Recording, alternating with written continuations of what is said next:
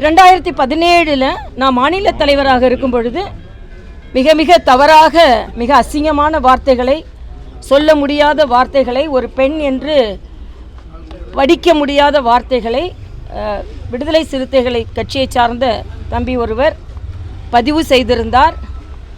அந்த வழக்கு இன்று வந்திருக்கிறது. அதற்கு சாட்சி சொல்ல நான் வந்திருக்கிறேன்.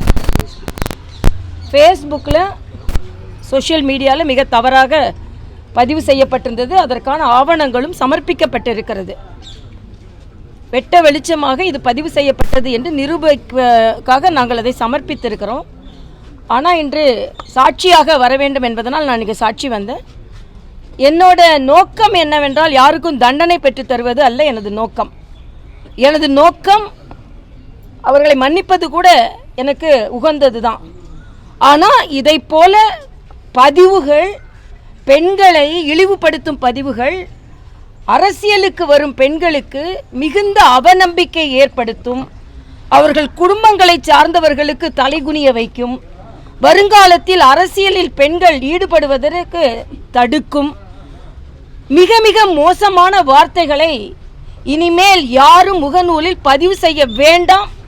அது தவறு.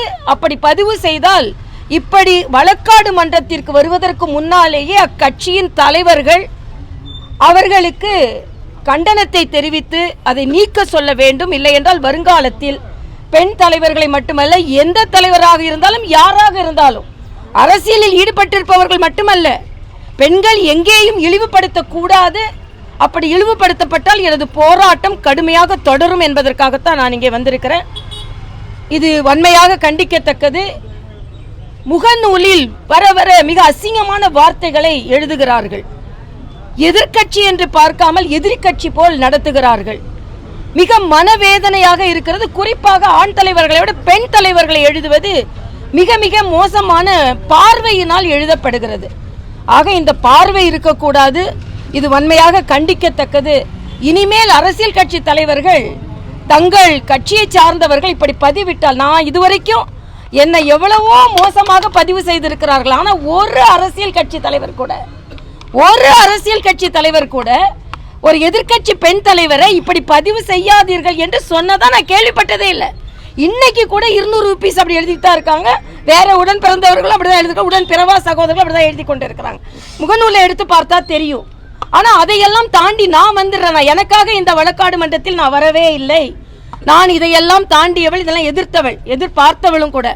ஆனால் இதே போல மற்ற பெண்களை இழிவுபடுத்தக்கூடாது, அது தவறு என்பதை உணர்த்துவதற்காகவே நான் இங்கே வந்தேன். பெண்கள் பாதுகாக்கப்பட வேண்டும். பெண்களுக்கு ஏதாவது துன்பமோ இழிவோ ஏற்பட்டால் நாங்கள் முன்னே இருந்து போராடுவோம் என்பதை தெரியப்படுத்துவதற்கு தான் நான் இங்கே வந்தேன். இல்லை, வழக்கில் நாங்கள் எவிடன்ஸ் சாட்சியாக கேட்டாங்க. நான் என்னென்ன பதிவுகளை நான் சொல்லியிருக்கிறேன். மறுபடியும் நான் சொல்கிறேன், யாருக்கும் தண்டனை கொடுப்பது எனது நோக்கம் அல்ல. எனது நோக்கம் யாரும் தவறு செய்யக்கூடாது என்பதுதான் எனது நோக்கம். அதற்காக தான் இவ்வளவு தூரம் வந்தேன். நான் தமிழகத்தை பொறுத்த மட்டில் பெண்களுக்கு முற்றிலுமாக பாதுகாப்பட்ட தன்மை, அது முகநூலிலும் பாதுகாப்பட்ட தன்மை, இணையதளத்திலும் பாதுகாப்பட்ட தன்மை, தரையிலும் பாதுகாப்பற்ற தன்மை தான் இருக்கிறது. பல்கலைக்கழகங்களிலும் பாதுகாப்பட்ட தன்மை. பெண்களை பற்றி எழுதுவது, இழிவாக எழுதுவது அதிகரித்திருக்கிறது. இழிவாக நடத்துவது அதிகரித்திருக்கிறது. பாலியல் குற்றங்கள் தமிழகத்தில் அதிகரித்திருக்கிறது. இவையெல்லாம் தயவு செய்து கட்டுப்படுத்தப்பட வேண்டும்.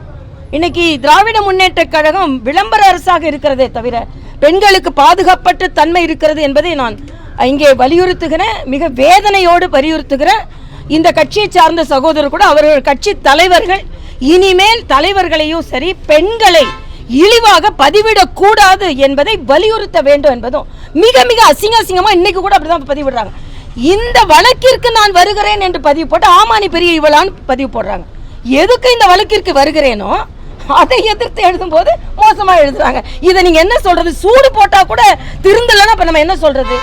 தயவு செய்து இதை நீங்கள் எல்லா அரசியல் கட்சி தலைவர்களும் சற்று சிந்திக்க வேண்டும் என்பது எனது கருத்து. என்னப்பா நீங்களது முடிஞ்சதுப்பா, எந்த முடிஞ்சது? இதே மாதிரி அசிங்கமான பதிவுக்கு முடிவு கட்டணும்னு நான் கேட்டுக்கிறேன். யாராக இருந்தாலும் நான் என்ன சொல்றேன், யாராக இருந்தாலும் அது தவறுதான். பெண்களை இழிவுபடுத்தி யார் எழுதினாலும் அது தவறுதான். செய்திகளை உடனுக்குடன் தெரிந்து கொள்ள கீழ்கண்ட கேபிள் மற்றும் டிடிஎச் நெட்வொர்க்குகளில் எம்நாடு செய்தி தொலைக்காட்சியை காணுங்கள். பாதகம் செய்பவரை கண்டால் நாம் பயம் கொள்ளலாகாது பாப்பா. மோதி மிதித்து விடு பாப்பா, அவர் முகத்தில் உமிழ்ந்து விடு பாப்பா. அண்மை செய்திகளை உடனுக்குடன் தெரிந்து கொள்ள இணைந்திருங்கள் எம்நாடு தொலைக்காட்சியுடன்.